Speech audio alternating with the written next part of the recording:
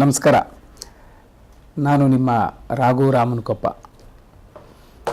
ಈಗ ತಾನೇ ಮಗ್ಗಿ ಪುಸ್ತಕ ಅನ್ನೋ ಸಿನಿಮಾದ 2 ಹಾಡು ನೋಡಿದೆ.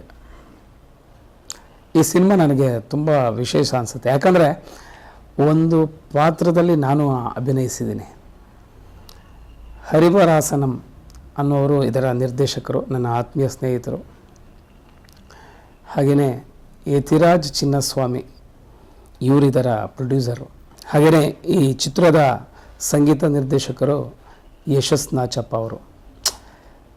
ತುಂಬ ಅದ್ಭುತವಾದಂಥ ಮ್ಯೂಸಿಕ್ ಕೊಟ್ಟಿದ್ದಾರೆ. ಇತ್ತೀಚಿನ ದಿನಗಳಲ್ಲಿ ಇಷ್ಟೊಂದು ಸುಶ್ರಾವ್ಯ ಸಂಗೀತ ನಾನು ಕೇಳೇ ಇಲ್ವೇನೋ, ಅಂದರೆ ಅಷ್ಟರ ಮಟ್ಟಿಗೆ ಒಂದು ಇಂಪಾಗಿದೆ.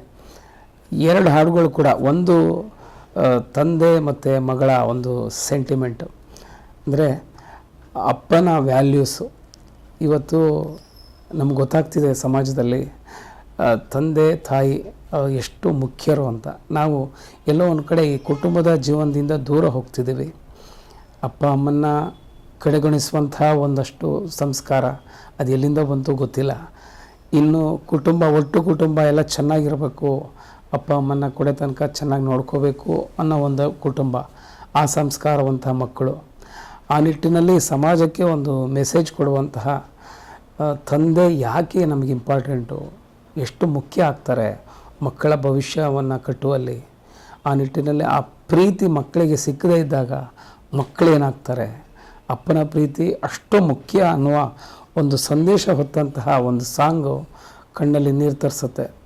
ಅಂದರೆ ನಿರ್ದೇಶಕರು ಅನುಭವಿಸಿದ್ದಾರೆ ಇದನ್ನು, ಆ ಪಾತ್ರಗಳು ಕೂಡ ಜೀವಿಸಿದವೆ. ಅಂದರೆ ಅಲ್ಲಿ ಮುಖ್ಯ ಏನು ಅಂದರೆ ತಂದೆಯ ಪಾತ್ರ ಇರ್ಬೋದು, ಮಗಳ ಪಾತ್ರ ಇರ್ಬೋದು, ವಿಶೇಷವಾಗಿ ಮೂಡಿಬಂದಿದೆ ಈ ಸಾಂಗು. ಯಶಸ್ ನಾಚಪ್ಪ ಅವರು ಪೂರ್ಣ ಅದಕ್ಕೆ ತಮ್ಮ ಟೈಮ್ ಕೊಟ್ಟು ಈ ಸಂಗೀತವನ್ನು ಇದಕ್ಕೆ ಒದಗಿಸಿದ್ದಾರೆ, ವಿಶೇಷವಾಗಿದೆ. ಹಾಗೆಯೇ ಇನ್ನೊಂದು ಸಾಂಗ್ ಬಂದು ಯುವ ಪೀಳಿಗೆ. ಇವತ್ತು ನಾವು ನೋಡ್ತಿದ್ದೀವಿ ಗ್ಯಾಡ್ಜೆಟ್ಸ್ ಯುಗ, ಮೊಬೈಲ್ಗಳು ಏನಾಗ್ತಿದೆ, ಎಲ್ಲಿದ್ದೀವಿ, ಮೊಬೈಲ್ ನಮ್ಮನ್ನು ಕಟ್ಟಾಕ್ಬಿಟ್ಟಿದೆ. ಅಂದರೆ ಈ ಸೆಲ್ಫೋನ್ಗಳು ಅದು ಎಷ್ಟು ಉಪಯೋಗ ಇದೆಯೋ ಅಷ್ಟು ದುರುಪಯೋಗ ಆಗ್ತಿದೆ. ಅಂದರೆ ಅನೇಕ ರೀತಿ ಇದನ್ನು ಬ್ಯಾಂಕ್ ಬ್ಯಾಲೆನ್ಸಿಂದ ಹಿಡಿದು ನಮ್ಮ ವೈಯಕ್ತಿಕ ವಿಚಾರಗಳಿರ್ಬೋದು, ನಮ್ಮ ಎಲ್ಲ ಮಾನ ಮರ್ಯಾದೆಯನ್ನು ಹರಾಜು ಹಾಕುವಂಥ ಪರಿಸ್ಥಿತಿ. ನಾವೇನು ಮಾಡಿರ್ತೀವೋ ಮಾಡದೇ ಇರ್ತೀವೋ, ಆದರೂ ಕೂಡ ನಾವಿವತ್ತು ಸಮಾಜದಲ್ಲಿ ಕೆಟ್ಟವರಾಗಿ ಕಾಣಿಸುವಂಥ ಪರಿಸ್ಥಿತಿ ತಂದು ನಿಲ್ಲಿಸಿದ್ದೀವಿ, ನಿರ್ಮಾಣ ಆಗ್ತಿದೆ. ಇಲ್ಲಿ ಈ ಸಾಂಗು ಒಂದು ಎಚ್ಚರಿಕೆಯ ಗಂಟೆ ಸಮಾಜಕ್ಕೆ. ನೋಡಿ, ಒಂದು ಸಿನಿಮಾ ಅದು ಸದಾಭಿರುಚಿಯ ಸಿನಿಮಾ ಆಗಿರಬೇಕು, ಒಂದು ಮೆಸೇಜ್ ಹೊತ್ತು ಬಂದಿರಬೇಕು. ಸಮಾಜದಲ್ಲಿ ಪರಿವರ್ತನೆ ಅಥವಾ ಬದಲಾವಣೆ ಕಾಲಘಟ್ಟದಲ್ಲಿ ನಾವಿದ್ದೀವಿ. ಅಂದರೆ ಸಮಾಜವನ್ನು ಇವತ್ತು ಕೆಟ್ಟ ಒಂದು ವಿಚಾರಗಳಿಂದ ಮತ್ತೆ ಸದಾಭಿರುಚಿಯ ಕಡೆಗೆ ತರುವಂತಹ ಪ್ರಯತ್ನ ಒಬ್ಬ ನಿರ್ದೇಶಕ ಮಾಡಬೇಕು. ಆ ನಿಟ್ಟಿನಲ್ಲಿ ಈ ಸಾಂಗ್ ಇದೆಯಲ್ಲ, ಯಾವುದು ಯುವ ಪೀಳಿಗೆಗೆ ಮೊಬೈಲ್ನಿಂದ ಆಗುವಂತಹ ಅಥವಾ ಸೆಲ್ಫೋನಿಂದ ಆಗುವಂತಹ ದುಷ್ಪರಿಣಾಮಗಳು, ಅದರ ವಿಚಾರವನ್ನು ಹೊತ್ತಂತಹ ಈ ಒಂದು ಹಾಡು ನಿಜವಾಗಲೂ ಸಮಾಜಕ್ಕೆ ಕಣ್ತೆರೆಸುವಂಥದ್ದು. ಆ ನಿಟ್ಟಿನಲ್ಲಿ ನಿರ್ದೇಶಕರು ಸಫಲರಾಗಿದ್ದಾರೆ.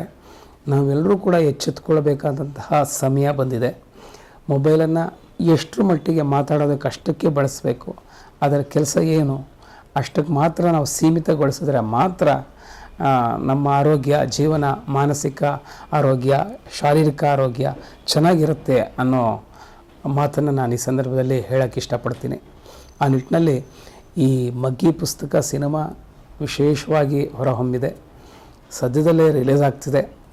ಈಗ ನಾನು ನೋಡಿದಂತಹ 2 ಹಾಡುಗಳು ಸದ್ಯದಲ್ಲೇ ನಿಮಗೆ ನೋಡೋದಕ್ಕೆ ಸಿಗ್ತವೆ. ಅದನ್ನು ರಿಲೀಸ್ ಮಾಡುವಂತಹ ಹಂತದಲ್ಲಿ ಚಿತ್ರತಂಡ ಇದೆ. ಆ ನಿಟ್ಟಿನಲ್ಲಿ ಎಲ್ಲರಿಗೂ ಒಳ್ಳೆಯದಾಗಲಿ. ಈ ಅದ್ಭುತ ಸಿನಿಮಾ, ಇದರ ಹಿಂದಿನ ನಿರ್ಮಾಣ ಮಾಡಿದಂತಹ ಎಲ್ಲ ಕಾಣದ ಕೈಗಳು, ನಿರ್ದೇಶಕರು, ಸಂಗೀತ ನಿರ್ದೇಶಕರು, ಅದಕ್ಕೆ ದುಡಿದಂತಹ ಎಲ್ಲ ತಂತ್ರಜ್ಞರು, ಕಲಾವಿದರು, ಎಲ್ಲರಿಗೂ ಒಳ್ಳೆಯದಾಗಬೇಕು.